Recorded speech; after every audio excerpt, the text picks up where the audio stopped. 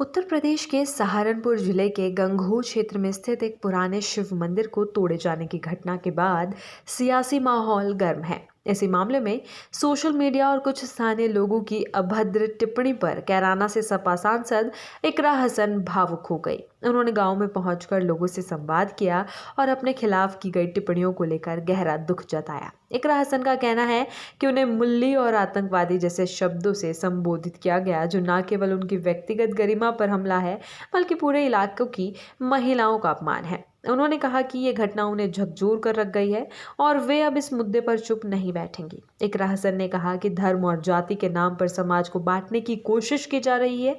उन्होंने स्पष्ट रूप से कहा कि वो ऐसे लोगों के खिलाफ खड़ी होंगी जो इस तरह की नफरत फैलाते हैं। उन्होंने कहा कि राजनीति से परे जाकर वो समाज के साथ हैं और इसी भावना से वो गंगोह के छपरपुर गांव के ग्रामीणों से मिलने पहुंची, जहां ये विवाद शुरू हुआ था।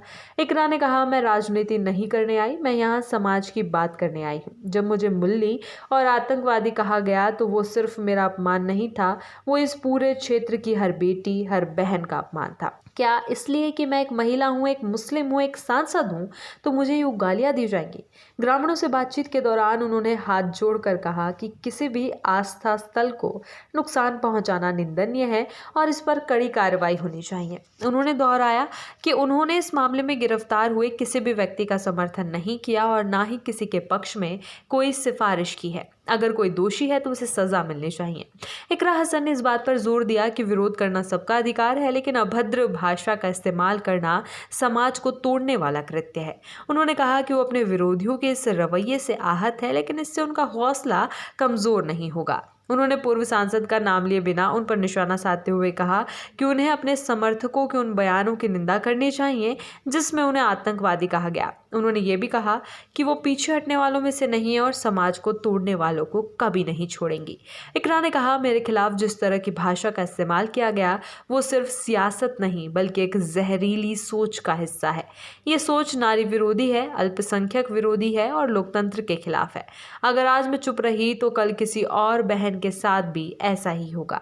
उन्होंने ये भी बताया कि प्रशासन की ओर से उन्हें गांव ना जाने की सलाह दी गई थी, लेकिन उन्होंने साफ कहा कि उनका क्षेत्र है और वे अपने लोगों के बीच जरूर जाएंगी। जो लोग मुझे डराना चाहते हैं उन्हें समझ लेना चाहिए कि मैं डरने वाली नहीं हूँ। मेरी राजनीति का आधार नफरत नहीं, मोहब्बत है।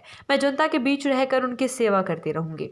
सांसद इकरा हसन ने ग्रामीणों से अपील करते हुए कहा कि वे किसी भी अफवाह या गलत जानकारी में ना आए। उन्होंने कहा कि इस मुद्दे को धार्मिक रंग देकर समाज को तोड़ने की कोशिश की जा रही है, जो बेहद खतरनाक है। उन्होंने कहा कि उनका उद्देश्य क्षेत्र की शांति, विकास और सौहार्द को बनाए रखना है।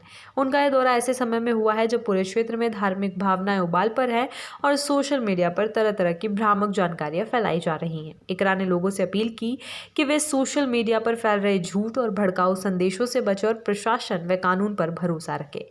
सांसद ने यह भी कहा कि उनका राजनीतिक जीवन हमेशा जवाबदेही और सच्चाई पर आधारित रहा है। मैं यहाँ बहस करने नहीं बल्कि अपने लोगों के बीच अपना दर्द साझा करने आई हूँ। मैंने हमेशा हर धर्म, हर जाति के लोगों को साथ लेकर चलने की कोशिश की है और आगे भी करूंगी।